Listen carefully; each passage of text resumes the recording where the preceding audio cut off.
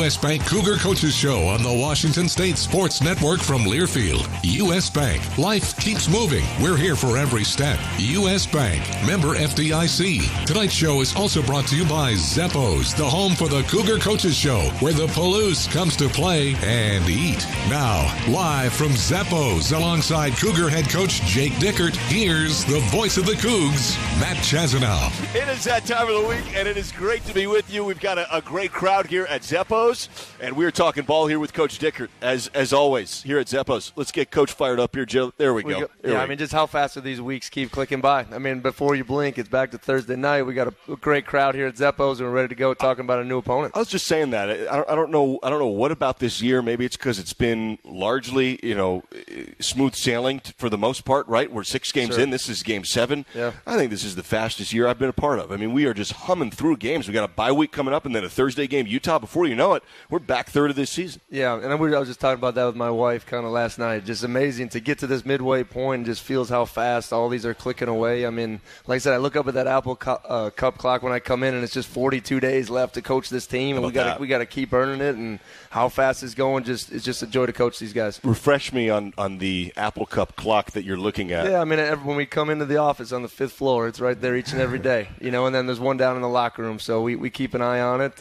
But that does signal that's the last guaranteed game, and so it gives you a really countdown, too, of how much time you have to coach the team for sure. I love the Apple Cup clock. I think a lot of fans do, too. That's really fun. The Coliseum, tough finish, 30-14. A lot of really good things happened. Some difficult things happened as well. You're in it. It's 17-14 deep into that ball game, right? You're into the third quarter, and Coach Caleb Williams and Jordan Addison came in, and they were the story. They were who you and I were talking about. And I don't mean to discredit Travis Dye or any of that, but Williams and Oklahoma transfer and Addison, Biletnikoff, you held those guys down. I mean, they really did not in any way dominate the game. They were very, very good at times, but did a great job against those guys. Yeah, I just think the biggest thing was consistency throughout the game. At any point they could explode and really have the big plays, and I felt for the most part that we stopped them from doing those things. We fell short of some disciplined penalties, and to be offsides a couple times on defense and to shoot ourselves in the foot there, but at the end of the day, I was really proud with our effort throughout the whole game. And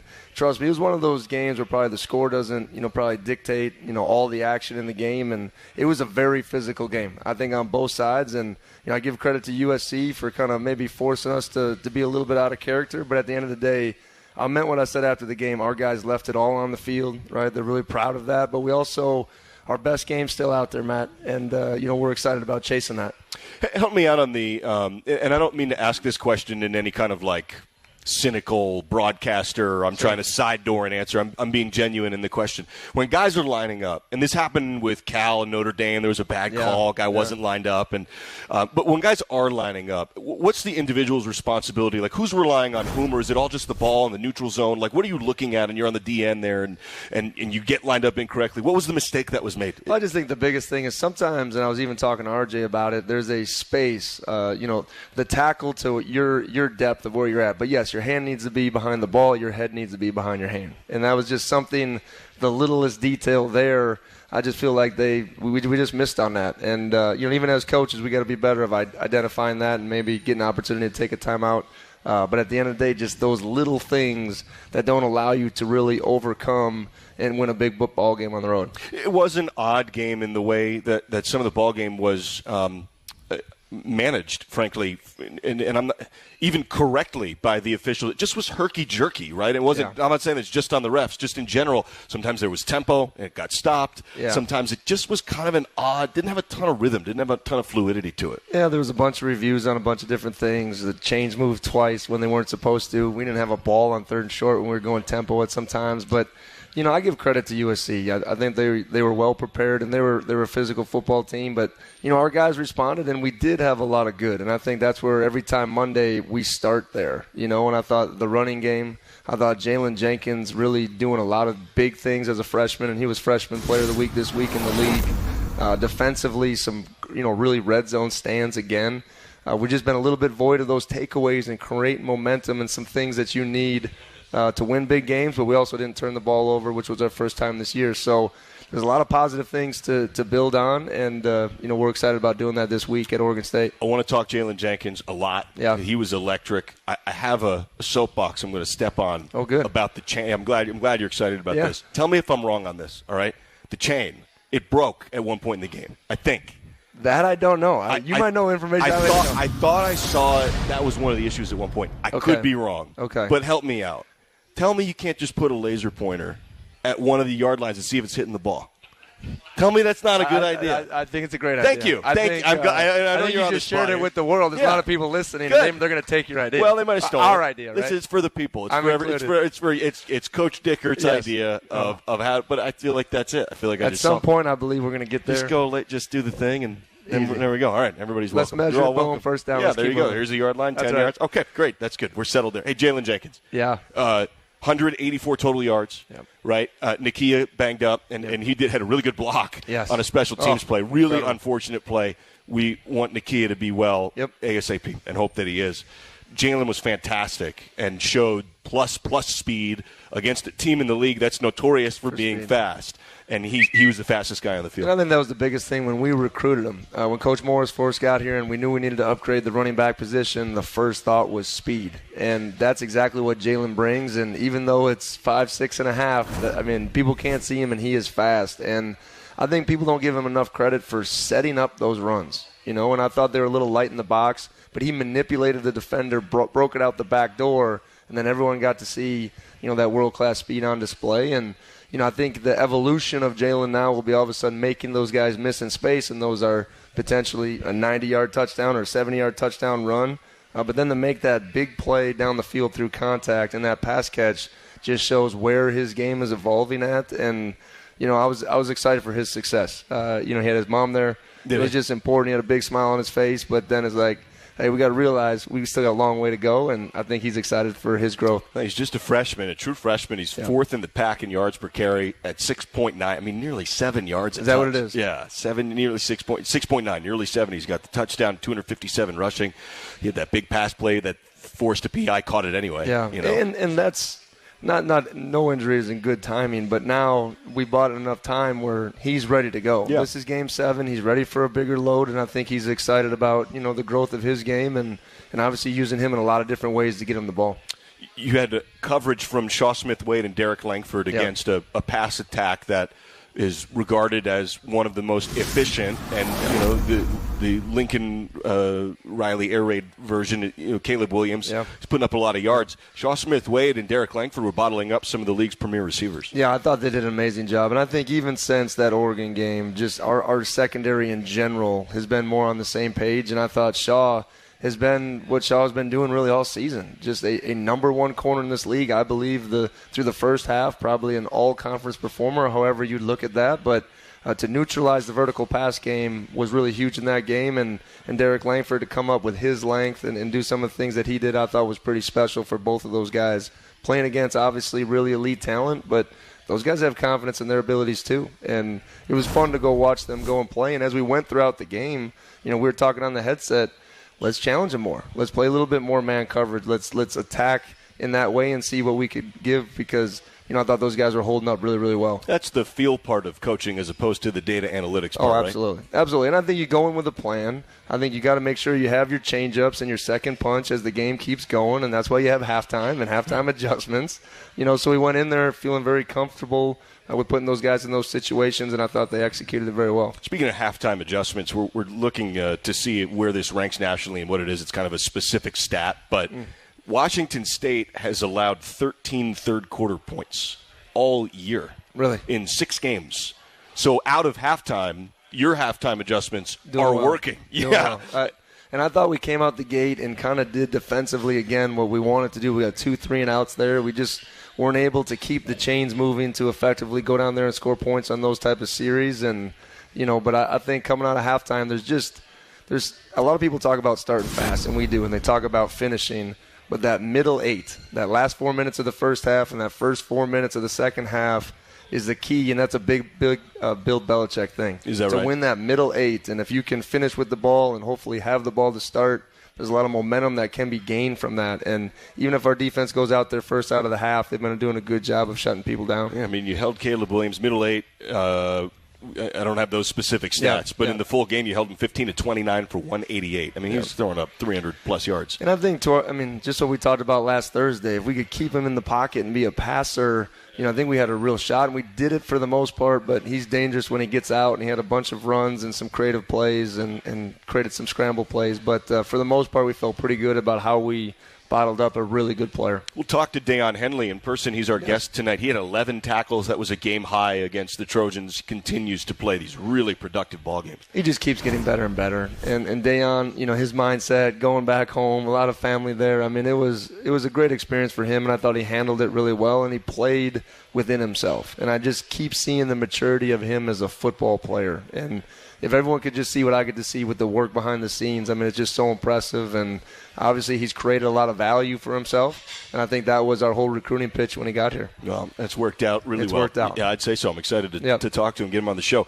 Jordan Lee was back at least a little bit. I think maybe more in full possibly this week, but he made a big impact in the game. 1.5 tackles for loss. He was really darting through. Yeah, Jay Lee got to about 25 snaps, but to your point, there was a couple plays where they had a blocker for him. He beats the blocker. He gets in the backfield and makes the play, and that's experience, that's leadership, that's confidence, and expect him to have a really big role as we go throughout this next game. Yeah, it's great to have him back. It's great to have the extra depth and all of his leadership. You can tell I think sometimes, just because Jay Lee is a transfer, sometimes you forget about him. Yeah. And you see him through the first couple games. He gets hurt at Wisconsin, then see him back out there is like, oh, this kid's pretty good. Oh, he was really good. Yeah, he's as advertised when it comes to that, and he's physical and aggressive in his zone coverages. So, I'm excited about, we talk about what's going to change in that second half of the year. It's getting a really good player back, too, that can come and lead your defense. 25 snaps, you said? 20 snaps? Yeah. 25 snaps. He had 6 tackles. Yes, I know. 25 snaps. It was very productive. Yeah. It was very productive. I didn't realize that's why I can't wait he gets to 60 snaps again, what kind of production he's going to have. Yeah, that's a big number. I mean, and you've had great safety production, too. Yeah. Jaden Hicks has been, well, let's see. He's top 10 in the pack in tackles right now. He's tied for 8th. And credit to Jaden, too, because now we're starting to bounce him into 2 different positions, create some depth for a freshman to be able to do that. Just shows his kind of mental acumen and kind of how he sees the game and just how versatile he is as a player to play down in the box, but also play that high safety and that coverage and range. And Jaden's been phenomenal, and we're excited about having all of those guys at our disposal now. No doubt about it. It was a hard finish. Really, that fourth quarter was really, really hard, but a really hard fought game and a really tight game. I mean, again, like you said, 30-14 doesn't really tell the story. It was 17-14 is what it felt like, right? For a lot of the first half was back and forth, and then it was a lot of punts, really back and forth, and it was a hard finish, hard fourth quarter. And it's one of those momentum games that like I said, I felt like our energy on the sideline was good, really throughout, and we just couldn't sustain drives and get to where we wanted to be or make that big play defensively to change the game, and that's a credit to your opponent. Thought maybe Shaw had it on that holding call where he made the pick and then it got called back. Yeah. I thought, oh, there it is. That was that one juice play. You could feel it even on the sideline when everyone was just ready to go at that moment, and sometimes that comes and goes. Yep, it got called back is what it is in that moment. But all said and done, 4-2 through the first half of the year against a 4-2 Beaver team, 1-2 in the pack, 1-2 in the pack. It's a mirror in terms of the standings. Right. Big game in terms of the standings. 2-2 versus 1-3. That's an inflection point in the year. I think it's just a big game and who we are. I think both universities, both places, both feel like undervalued, a little disrespected, a little edge to them. I just think that's what this football game's about, and it's going to be a physical tilt down there in Corvallis. And I've heard even though they got half the stadium, it's going to be pretty loud. Yeah, the capacity is 25,561. Before construction, and the entire west side of Reser Stadium has been blown out and is under construction. So yours truly and the coaching staff and the athletic director's box is a tent that's next to everybody. Pat's box is a tent? Pat's box is a tent. Is that fact? Yeah. No. He showed me a picture today. Pat's going to be in a tent. Okay. Good. Not in Portland, though. Just in the stadium. Okay. That's different. And so he'll be, The view, I mean, it's low. Really low. It's UW Stevens Point low. Right? It's Kirky Field low. Right? So, I have some experience with that. Coach Morris was like, it's about as high as we had at UIW. So we'll be ready to go. We got a lot of experience with that. Yeah, it'll make it interesting for the booth view. In all seriousness, if you're not used to it as a coordinator, it's going to present some challenges. It's different to see the core line. Normally when you're way up high in these big stadiums, I mean, you got, almost a drone's view of like seeing the interior line. Now when it flattens out, it's hard to really see some of that action in there. Yeah. And then as coaches, we're always paranoid. We're like, ooh, can they see what we're drawing up on the boards on the sideline? So we'll get creative in that area too if they're trying to steal our board. I love it. We'll do the full opponent preview here in a moment. We'll take a break. We'll come back. Cougs against the Beavers. Washington State 4-2. Oregon State 4-2 as we get set here live at Zeppo. Time to redo this basement? Yeah. A home gym, movie theater, model train utopia. Or yoga studio? I'm flexible-ish. Great. I'll just use the U.S. Bank mobile app so we can plan it out. Which way are you leaning? Setting a savings goal or applying for a home improvement loan? I say we look at both options. Right here in the app. Budget for a really good home gym. We deserve it. Noted. Help for today, planning for tomorrow. That's what U.S. Bank is for. U.S. Bank. We'll get there together. Equal housing lender member FDIC. Want to earn some money this winter? Spokane International Airport is hiring multiple seasonal snow removal equipment operators. These are on-call positions for the upcoming winter season from November 2022 to March 2023. You can earn up to $36 an hour. Some positions require a CDL, and previous experience in operating snow removal equipment is highly preferred. Join our team today. Learn more and apply by visiting SpokaneSnow.com. Back after this local timeout on the Washington State Sports Network from Learfield. Carbon monoxide detectors save lives because if kerosene, propane, natural gas, or wood isn't burned properly, dangerous carbon monoxide may result, and it can build up indoors without you knowing, as it's invisible and odorless. So protect yourself by installing UHL-approved carbon monoxide detectors. If carbon monoxide is present, the detector will alert everyone to get out of the house, where you can safely call 911 for help. Avista, we just want you to be safe. The passion. He's going to take it to the house. Dinner's cooking. Touchdown. The fury. Getting blitzed. Down he goes. The speed. To the 50. To the 40. He's gone.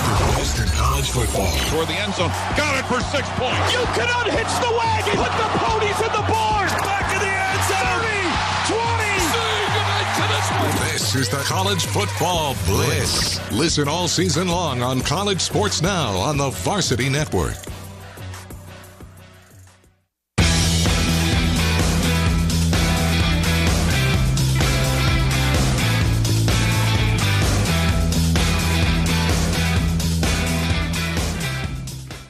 Welcome back to the show. Time now to look ahead at this week's game with the Coors Light Opponent Preview. Coors Light, mountain cold refreshment made to chill. Back at it live here at Zeppo's Talking Ball with Coach Dickert as the Cougs get set to head to the road again to take on Corvallis. Any road league game is really hard. Anytime. Doesn't matter who you're playing. You go on the road. It's hard to win on the road. Road league games are always hard. They really are. Oh, there's no question. I think especially with the way the league is kind of sorted out this year, I mean, everyone's jockeying for position. Right. And, they got to go in there and you got to take one. It's going to be their homecoming. It's going to be a ruckus crowd, and we got to go in there and play our best and go out there and get, find a way to get a win. Getting set for the Beavers here, they have one of the most unique Swiss Army knife players in the pack. They do. Right? He is a former quarterback, passing quarterback, started 2 games for them. Did they really? Years back. I don't know if I knew that. Years back, he had, as a sophomore, so he's a redshirt senior now. Yep. He had a couple of starts. Okay, his name's Jack Coletto. Right? They call him the Jackhammer. Yeah, it is cool. I said that the other day. I think it's a pretty cool nickname. It's great. I'll admit that. It's great, right? And now he very well, in all likelihood, will end up top 10 all-time Oregon State rush touchdowns. Really? Okay, so he has 20 in his career. He's 2 away from top 10. Maybe not this game. Let's not have it this game. Maybe not this game, but just ever. Yep. Right? So quarterback rushing. He's also a linebacker. Yeah. And he also plays special teams. Yeah. I mean, he's the off returner. I've seen him lay out like 3 people on special teams. I mean, he's just it really is a jackknife, right? Yeah. Jack of all trades type guy. But one of those things where when you create a package like that, it's so different week to week. When you start looking at what they've done with him over the last couple years, I mean, we've been up there, to all hours of the night just trying to figure out how we're going to defend this and, all those type of things. But that's what kind of his versatility brings, and they're doing a good job of just using them in different ways. Yeah, and so you look at what the Beavers are doing, right? pretty classic 4-2 pack team, just very broadly. They're good. They're not a ton of weaknesses. They have a fantastic middle linebacker in Omar Spates, who's fantastic. Been around a long time, right? At all pack level, maybe first team. Their secondary super experienced. Their offensive line super experienced. And then, oh, by the way, they have a guy who has 4 touchdowns on 11 carries, and he's also a linebacker. It's just they run the Wildcat on short yardage. It's interesting. They're probably the one team that I looked at coming into the year that I thought people were really undervaluing. And I think based on just experience, and a lot of these guys have played. And it's just, they took their COVID year to come back. And I've always equated it to, our situation. If a lot of those guys, would come back, you'd just be so veteran. And those guys have seen a lot of different things, but they're very physical. And I think that's where it starts. I think it's one of the most physical lines that we've definitely faced to this point. And they're disciplined, and they want to run the ball, and they don't apologize for it. And once they get you sucked up, they want to take it back over the top. Just uncharacteristically, in a couple games, they've turned the ball over through interceptions, right. And that's how people have really, beaten them in those 2 games. But they also lost to 2 really good opponents. So it'll be good, and I give their defense a lot of credit. I think they're playing extremely hard and disciplined, and to your point, that secondary is showing as a strength because they got a lot of veteran players back there. Senior, redshirt, junior, senior. Yeah. And that's from Nick, there's one redshirt sophomore who's a corner. And I think as as a coach, when you start looking at those guys with experience and you start to go, hey, these guys have seen it all, and they're putting them on islands and doing different things, and they've created a new third down package that's very challenging, similar to ours. So it's a good football team. Their quarterback was hurt 2 games ago. Chance Nolan, he had started 17 straight, and he had started more than that in his career.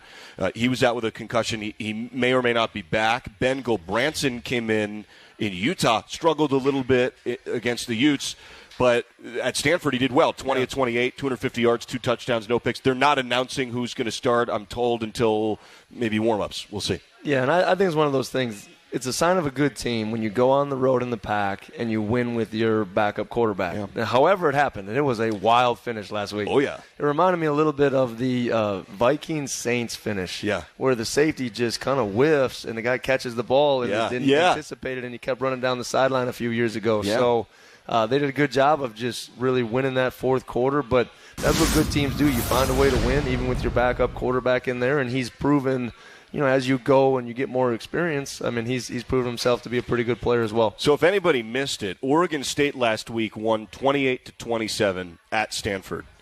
The snapper for the Beavers got hurt in the third quarter. Yeah. So they were only doing 2-point attempts, no PATs. Yeah. So their last 3 touchdowns, they keep going for 2, right?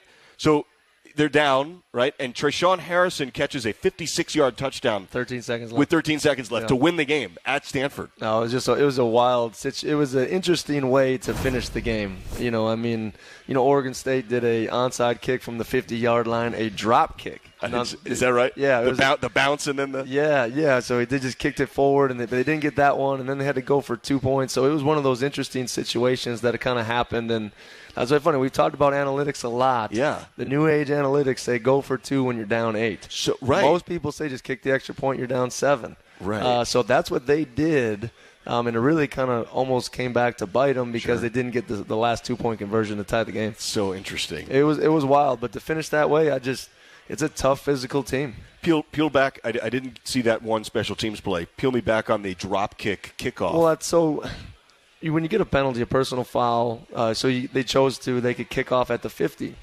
And it's one of those positions where if you're onside it, you might not lose a lot. Right. But they brought in a punter.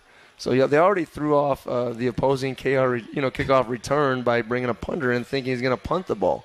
But instead of punting it, he did a drop kick onside. On the kickoff. Yeah, on the kickoff. So the T is not a mandate. The T is not there. Interesting. And we actually had to call into the ref to see if that isn't. To me, that's not a free kick, but I got to dig into it because it was a whole new rules concept for me. But normally you can choose a free kick after a safety. Right. So I got to look into it after a penalty. But, they made it feel like they were going to punt it. They started to retreat, and they drop-kicked it. But good job by Stanford. They ended up recovering it. Speaking of which, fair catch that is kind of muffed on a kick return is spotted. It's spotted down. Right where it's down. I was very confused for a moment. Yes.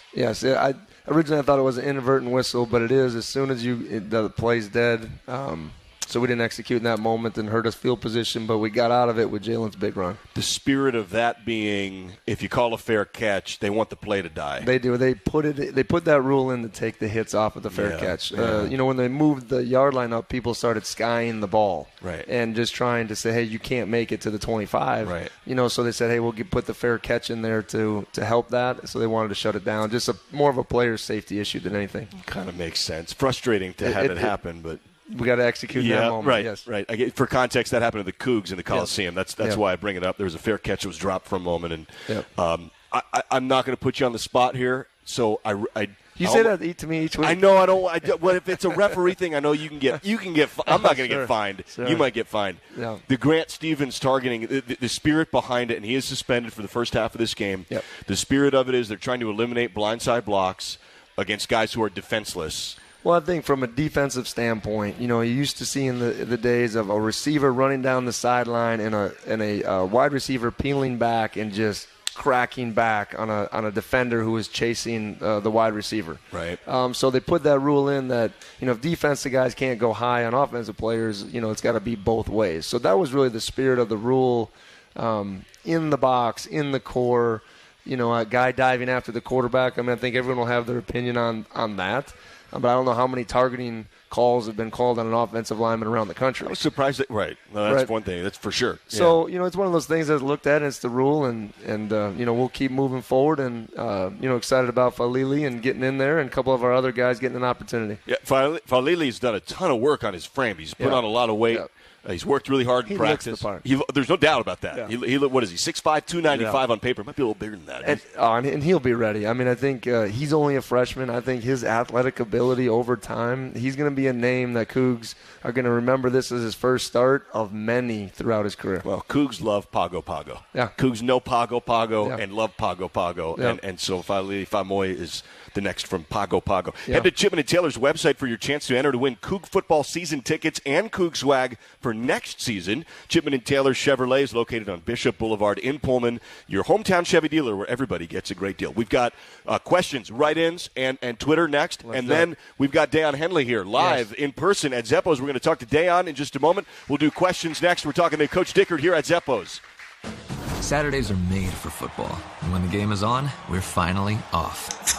Off duty, offline, out of office. A cracked Coors Light is our do not disturb message to the world.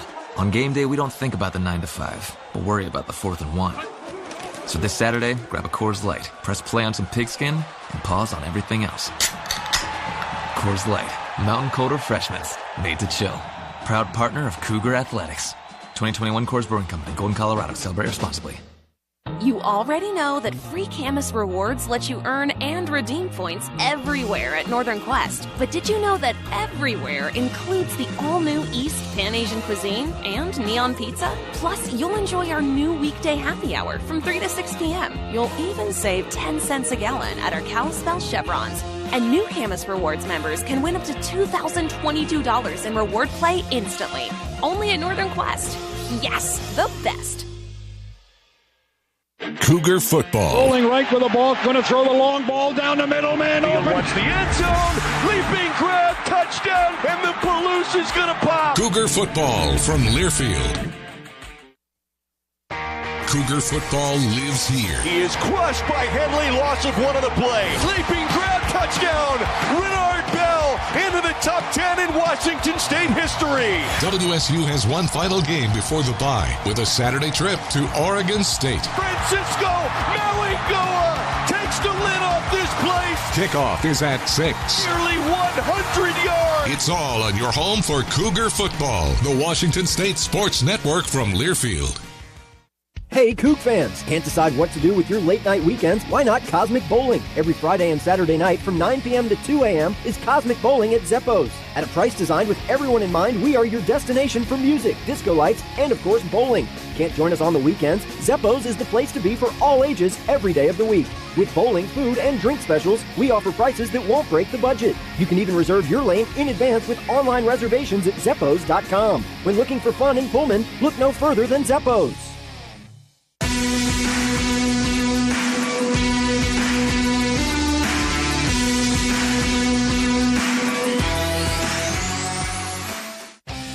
Interact with the show. Tweet your questions to Matt Chazanow using the handle @M_Chaz. That's M_CHAZ. Back at it live here, talking ball with Coach Dickert. We've got questions rolling in, bunch of write-ins. Got a great crowd here at Zeppo's, as always. Great to see everybody. We're talking in the last segment about obscure kicking rules in the game of football because of the drop kick at the 50. Let me get this straight. If there is a ball punted and a fair catch called, the fair catch team can kick a field goal with no opposition on the field. It's called a free kick option, and no one knows about it. But I was at the Detroit Lions versus the Packers a long time ago when the Lions were going for 0 for the season. I remember that. Right before the end of the half, they fair caught it with about 2 seconds left. The kicker goes walking out there with the holder trying a 65-yard field goal with nobody else on the field. No snap. There's a lot of just weird, intricate rules that nobody knows about that you don't see too often, and that was one of them. It's one of the most rules-based sports. It is. In 7 on the line and the whole thing. And that's why it's hard to officiate. It is hard to officiate. Yeah, and in fairness, it is hard. Although, well, all right. Anyway, Mary Schneider, great Coug, one of the best Cougs there is. Yes. She's always here, and we love her, and it's great to see her. She's very upset that the Mariners lost today. I'll leave it at that. She was very upset. We're gonna keep battling. The series isn't over. Yeah. Now they got to come to the west side here, and we got to make it happen. But we got a lot of guys on the team that are very invested. I've seen a lot of Mariners, a lot of M's gear. Yeah, I don't want to call them fair weather fans, but we need more context on each individual. They have a lot of support, but even me, I've been kind of following them a little bit, and we'll battle back. It's hard not to. Hey, there's time left. The season is not over, and this next question, I believe, is also from Mary, I think. This is a pretty funny way to put it. In the David Shaw to Bobby Knight spectrum of reacting to unfortunate calls, and David Shaw is a cool customer on the sideline. Is he a cool customer? I don't know. I'm just taking your word for I'm that. Not sure. I don't know. I think he has that reputation. In I don't general, know. He's a cool customer. I think he is. Yeah. Where do you try and fall? Are you intentional about the way you react and emote on the sidelines? I don't know how much the camera catches me, so this might get me in there. There was a point in that last game where I was not very happy as we were discussing what happened with the ball on third down, but I try to respect their job and what they have to do, but at the same time, the urgency of what we're trying to do, because at the end of the day, they're human, right? And when you go too far in that spectrum, you never know how that retaliation comes back. So we're trying to work through the game a little bit, but at the end of the day, maybe I'm just going to take the political answer and say right down the middle. That's smart. Probably smart. Right down the middle. There's an art to that for coaches talking to officials. There's a method and a technique. Yeah, the basketball art is probably a little bit bigger than the football art. I mean, you see, Coach Smith stomping the feet every once in a while out there. I get fired up for him just watching him a little bit. I can't wait. Love buckets. It was just at practice today. No doubt. Can't wait. You just, it gets me fired up just thinking about it. But football, there's just an interesting way that they always communicate just with you on the sideline. You really never talk to the white hat unless it's first and third quarters. Is that right? Yeah, they have a communication thing through the mics now that then each half you'll have a spotter that can kind of relay a lot of information to you. Yeah, there's no double tech in football. No, you're not getting the double T. You're out of here. No. Those basketball guys are a little different. Every once in a while, like Hoosiers, I'm trying to kick me out of here. I've got my team. Yes, I've got my team. I'm out of here. Yes. Next question. One of the great positives of USC leaving the league is not having to listen to their band. In your travels, do any other schools have traditions you were glad to leave behind? Any hostilities that you don't run into anymore? It's a hard question. Yeah, nothing that has really irked you. Got me that way. I know when I was especially in the Pac, I haven't seen all the stadiums kind of full yet. We haven't kind of made that round trip, but for the most part, it's been pretty good. Yeah, the Stanford band is notorious. That's a different beast, but that's also probably for a different show, that's right. maybe at a different time. What's the difference? Next question. What's the difference in how you want your team leaders to lead after a win versus after a loss? That's actually a great question. Because I think leading after a win is very easy, right? And I think those are the easy parts. It's leading through adversity that I think is key to real leadership. And I think we got 6 really good captains. I get a chance to meet with them weekly. And I always just talk about how we set the tone. And I think that's an important distinction as you go through it. The team will react how we react. And our confidence and our energy and our belief, as long as it's sustained and we really just maintain the standard of preparation and performance that we have. That's all the things that we talk about. So I think real leadership is born through adversity. And adversity plus, your response equals your growth. That's one of the biggest things that we talk about. So, and like I said, losing a game, that's small adversity sometimes on a bigger life scale. But at the end of the day, you got to respond to it. And I always like to talk about the more like little adverse things that happen throughout a game. And when things aren't going your way, how do you motivate yourself and have some positive self-talk to go out there and kind of turn over a bad moment that's happening? And I think our guys are doing a pretty good job of that on the sidelines. Are you intentional with your team leaders about that kind of thing, or do you observe them or kind of let them go, or does it depend on the kid? I'm a big believer in sports psychology and creating a toolbox. And I've talked about a little bit about how, as a team, Friday nights we're reading a book, and it's dealing with the fear of failure and the fear of judgment, and it's called The Twin Thieves. And how, just equipping our guys to handle those moments, because there is a lot of adversity that comes through it. I think there's a lot of pressure on young, student athletes and through social media. And sometimes, guys in today's world are afraid to put themselves out there being judged, or, a fear of failure really paralyzes their ability to go play. And, I just think those are something that we try to overcome and teach them and give them some toolboxes to work with those things. So every Friday you kind of read the book or like a passage as a team? And we really started all the way through fall camp, so we've had team meetings throughout fall camp. We take a chapter. Coach every once in a while would do some bizarre things. I fell off a ladder onto a table, given a visual. Hang on now. You did that? I did that. You fell off a ladder onto a table to, exemplify something from the book. We were talking about the trust ladder and how you can, climb at each rung, and it takes time, but it takes one misstep to fall down. And I gave him a real visual. I love it. And but this is how these guys. You're all right. I wasn't just going to fall through the table. We broke it early. We put some pads underneath. We covered it. It's like wrestling. It was a little bit. So every once in a while, you just got to step outside your box and have a little fun. And we've had an opportunity to do this as we went throughout this journey. That's fun. That's a lot of fun. That was a great question. Yeah, my ribs hurt for a little bit. Yeah, I was going to say it wasn't nothing. My wife was like, "What are you doing?" I love it. Yeah. Next question. This is from Twitter now. We're into the Twitter questions. I've observed that it is not always the biggest running backs that are the best pass blockers. What makes the best ones, and what can a smaller running back do to be effective? And that's a great question, too, because sometimes I always talk about natural leverage, right? And when you have a shorter guy, you have natural leverage to make sure that you're underneath the blocker's pads. And as a defensive player, you talk about all the time, low man wins, right? Low man wins. So like even Jalen, he has an opportunity to come with leverage. It's having a good base and it's strike timing. And sometimes it's a threat of, you can cut. But at the end of the day, it's about leverage. It's about position and about a lot of want to. You got to want to go step in there and go get in the fight. And, I think that's what we got a lot of guys that are going to do that. This is a question about the offensive line, Stevens being out. Interesting question, actually. Would you want to have, maybe not specific to this half, but in general, Stevens being out, if somebody's out only for the first half, would you defer so that you have one less? I can't tell you guys all my secrets, but that's a genius idea. It's a smart idea because you have one less possession on offense in theory. And I'm going to give credit to them. Devin that's Lewis. The idea come from Devin. I appreciate that. Smart. I like it. A little heads up to coach. Yes, that's good. Yes. There you go. Is it the coin toss, the result of that, defer versus take the ball?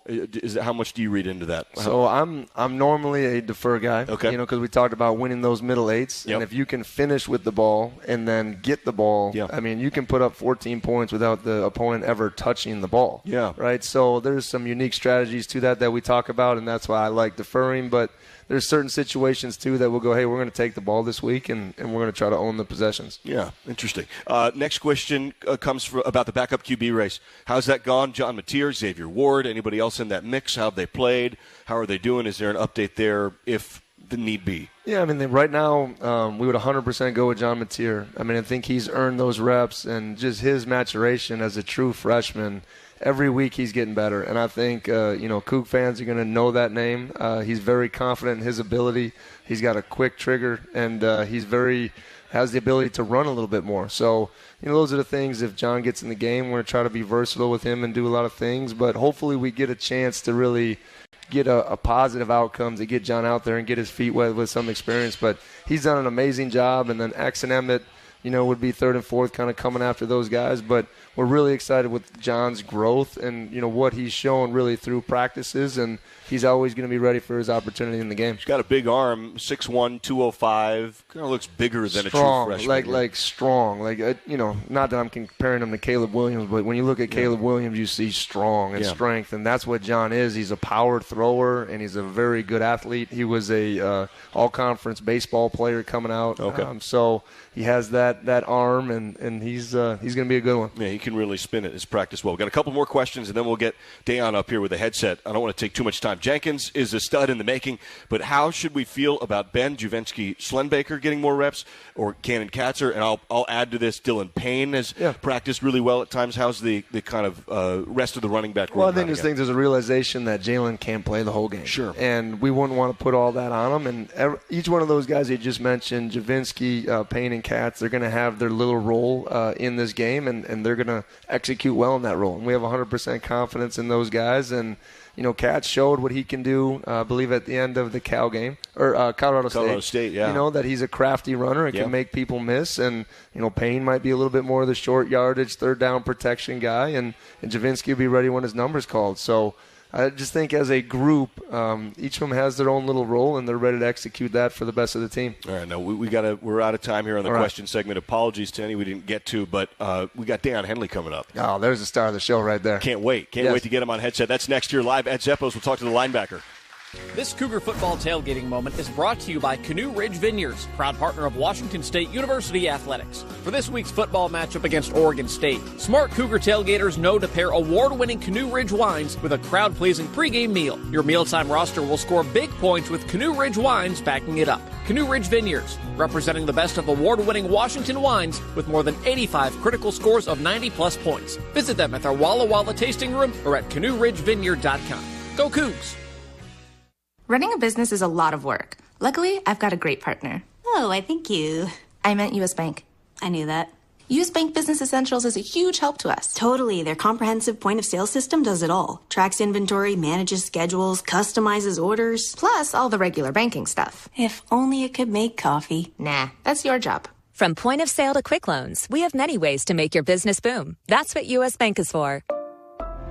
U.S. Bank. We'll get there together. Equal housing lender, member FDIC. This is the Washington State Sports Network from Learfield.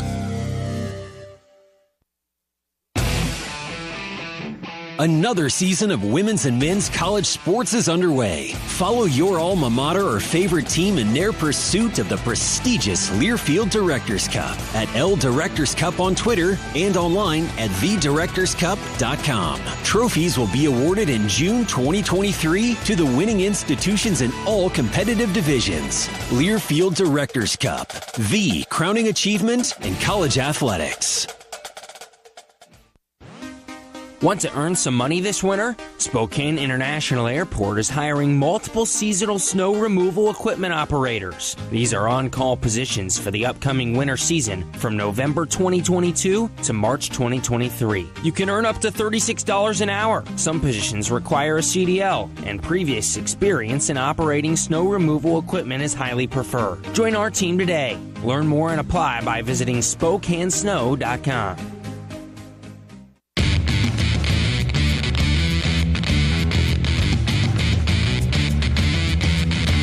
Back here live, we're talking ball, and we've got Dion Henley, our special guest here at Zeppos, the linebacker who has put up incredible numbers in his first year in the pack. No doubt. And congratulations to a fantastic first half of this year. You're second in the pack in tackles for loss. You have 10 of those. You are second in the pack in tackles.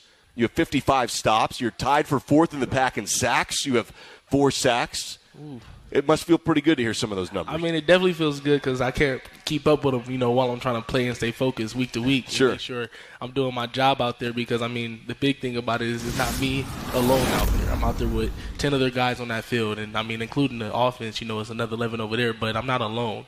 And them plays that I make, I have to make sure that I'm doing my job to get those plays, and with the guys around me, they make that easy for me. So, like I said, I can't keep up with it all the time, but it's lovely to hear them for sure. How easy was it to integrate to a new locker room in a new place? You knew the defensive coordinator, of course, Coach Ward, and you came here with Jordan Lee, the safety from Nevada, but it's a lot of new guys in a new place. Yeah. What's it been like? I mean, this is my first time ever, like, changing from a team to another team. So I immediately was like, this is going to be, the new guy on the block, the new kid on campus. And it was much easier than I ever thought it could be. Having Jay Lee with me along it's been, like, just a breeze. And then the guys in the locker room that I walked into, they were already a unit. And more than anything, they just welcomed me in. It couldn't have been easy, trying to wiggle my way in. It was them opening the door and letting me walk in. So for me, it's been a smooth transition. It's been flawless. I mean, it's perfect as far as, getting with these guys. And then from just meeting them and then being in that locker room with them to being on that field, it's just been as smooth as it could be. It feels that way in that the results have been so positive. You have to kind of guess and assume that it's been that way because it looks that way at least. Yeah. Well, I mean, like I said, I got here early. And that was my entire goal when I hit the transfer portal. I knew that I wanted to be wherever my destination was going to be fast. I didn't want to wait a semester. I wanted to get there, have a spring ball, and get acclimated to the system and the team. And for me coming here, it wasn't so much the system. It was just the team. And that bond that was formed, it happened so fast that I was able to not only get involved with the team, but learn the new nuances that we were putting into the scheme, that it was just that much flawless. And I mean, like I said, the product that we're putting out, it shows that work that we've been putting in. Yeah, so here you are now. We're here with Dion Henley, linebacker for Washington State. Started out as a wide receiver. Ooh. Take me back to that transition from wide receiver, from offense to defense. That was probably the strangest thing for me. Because growing up, I was a quarterback at first. Is that right? I started off being a quarterback. Like my whole life, I thought that was what I was going to do. I was going to be like around the Cunningham or something like that. Sure. Out there just making plays in the backfield on offense. But now I'm on the backside on defense, and then getting to college, I was a receiver, and I mean, I enjoyed every last bit of it. I mean, being able to be, being on offense, you're the star. That's where the stars are. I know they say a lot about defense, you got some stars, but I think the stars are really on offense because everyone loves touchdowns. So being a receiver, and my thing was always I was physical. I was always that receiver that could catch the ball and get that rack. And, I could run through a guy, and I was always taking a hit. He'll get them yards. And then moving over to defense, I went from taking the blow to delivering it. So, I mean, that part I love. You like that? Yeah, I love not being a punching bag. I love delivering Dishing the it punch. out. Yeah. I definitely love that. But, I mean, it was a difference as far as in the mindset. And that mental transition was the only difference that I really was trying to figure out, because it's very different learning the game from an offensive standpoint than a defensive standpoint. And from there, that's where I kind of grew. I've been growing. I need to take one break, but don't go anywhere. We're going to keep you for a second segment, if that's all right. Oh, no doubt. All right, if that's all right with Coach. All right, we'll do this. We'll keep it live here with Dion Henley, linebacker here. We'll stay here for another segment with the linebacker next. No doubt. Hey, Coug fans. Can't decide what to do with your late-night weekends? Why not Cosmic Bowling? Every Friday and Saturday night from 9 p.m. to 2 a.m. is Cosmic Bowling at Zeppo's. At a price designed with everyone in mind, we are your destination for music, disco lights, and, of course, bowling. Can't join us on the weekends? Zeppo's is the place to be for all ages every day of the week. With bowling, food, and drink specials, we offer prices that won't break the budget. You can even reserve your lane in advance with online reservations at Zeppos.com. When looking for fun in Pullman, look no further than Zeppo's. Saturdays are made for football, and when the game is on, we're finally off. Off duty, offline, out of office. A cracked Coors Light is our do not disturb message to the world. On game day, we don't think about the 9 to 5, but worry about the 4th and 1. So this Saturday, grab a Coors Light, press play on some pigskin, and pause on everything else.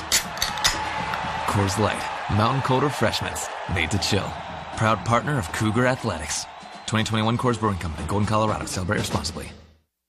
This is Drew Bledsoe, and you're listening to Cougar Football. Bledsoe calls his play, has the ball, throws a home run ball from the end zone to Bobo. Touchdown! Washington State! On the Washington State Sports Network. Cougar football lives here. He is crushed by Henley, loss of one on the play. Leaping grab, touchdown. Renard Bell into the top 10 in Washington State history. WSU has one final game before the bye with a Saturday trip to Oregon State. Francisco Malingoa takes the lid off this place. Kickoff is at 6. Nearly 100 yards. It's all on your home for Cougar football. The Washington State Sports Network from Learfield. Spokane loves sports. We get that. So we built the ultimate sports experience right here at Northern Quest. Epic Sports Bar puts you in the game with a 10 by 30 foot HD TV while satisfying your game day appetite with all your favorite food and drinks. And for even more action, Turf Club Sportsbook is just steps away for real sports wagering. So grab your big foam finger and come see Spokane's next sports dynasty. Northern Quest. Yes, the best.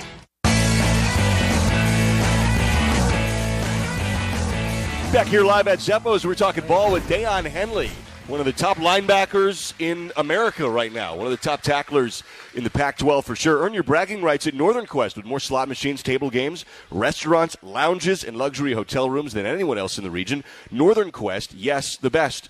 More at northernquest.com. We were talking in the break a little bit about how, as a former offensive player, it's that much easier to scout opposing offenses. What do the Beavers show you on offense as you're getting set for this Oregon State team? Biggest thing that stands out is that they're physical. Is a big O-line, like a very aggressive O-line, and I mean they stick to what they know. I mean they're not throwing in too many tricks or or any of those type of fancy. They're not trying to be too fancy. Them guys are running downhill. They're trying to attack you. It's just smash mouth football. That's what's coming up. And, I mean, they have some speedy guys out there on the edge. We know they have a talented slot that, I want to say it's 8 touches, 4 touchdowns, something like that off of just jet sweeps. So I know that we're going against somewhat of a fast offense, but the biggest thing is that they're physical and that their O-line is pretty good. It's the kind of scout and communication that you go through. So Coach Ward, the DC, is the linebackers coach. He's also your position coach. Yes, and then Malingoa and Trey Brown and Kyle Thornton. But you're trying to communicate all that with Armani Marsh and everybody else, right? Yeah. It's like the linebackers are the nucleus of the defense. More so, the Mike has a lot more of the communication responsibility. I'm kind of the echo. And then how we put our defense together, we have broken it down to where each position group has a responsibility to communicate something. And I mean that's made it more smooth on us as a defense, where it's not just one guy or two guys saying all of this. It's the whole group, the collective, being able to communicate what they need to look at, so everyone gets it too. Well, Dion, it's been really fun to talk to you here on the headset. It's been great to have you live here at Zeppo's. It's fantastic to have you in this logo, albeit only for 1 year. But everybody's welcomes you. We're excited to have you. It's great. I know we're deep into this thing, but you and I don't get a chance to do this all the time. So thank you. Thank you for this time. Thank you for having me. I appreciate all of It's Dion Henley, linebacker here for the Cougs. We'll take a break. Final segment, just a couple minutes next with Coach. When you set up a savings goal with U.S. Bank, it grows with you. There's no limit to what you can crochet. Can do. Doesn't have to be crocheting, but it totally could be. Like the headphones you're listening to this ad with, you could totally crochet those. There's no telling where your savings goal will take you. Maybe you'll save enough for yarn to crochet your house or the whole town. Oh, right. Doesn't have to be crochet related. Set up savings goals on the U.S. Bank mobile app, even for the wildest of dreams. U.S. Bank. We'll get there together. Equal housing lender, member FDIC. Want to earn some money this winter? Spokane International Airport is hiring multiple seasonal snow removal equipment operators. These are on-call positions for the upcoming winter season from November 2022 to March 2023. You can earn up to $36 an hour. Some positions require a CDL, and previous experience in operating snow removal equipment is highly preferred. Join our team today. Learn more and apply by visiting SpokaneSnow.com. Back after this local timeout on the Washington State Sports Network from Learfield. This Cougar football tailgating moment is brought to you by Canoe Ridge Vineyards, proud partner of Washington State University Athletics. For this week's football matchup against Oregon State, smart Cougar tailgaters know to pair award-winning Canoe Ridge wines with a crowd-pleasing pregame meal. Your mealtime roster will score big points with Canoe Ridge wines backing it up. Canoe Ridge Vineyards, representing the best of award-winning Washington wines with more than 85 critical scores of 90-plus points. Visit them at their Walla Walla tasting room or at canoeridgevineyard.com. Go Cougs! Saturdays are made for football, and when the game is on, we're finally off. Off duty, offline, out of office. A cracked Coors Light is our do not disturb message to the world. On game day, we don't think about the 9 to 5, but worry about the 4th and 1. So this Saturday, grab a Coors Light, press play on some pigskin, and pause on everything else. Coors Light, mountain cold refreshments, made to chill. Proud partner of Cougar Athletics. 2021 Coors Brewing Company, Golden, Colorado. Celebrate responsibly.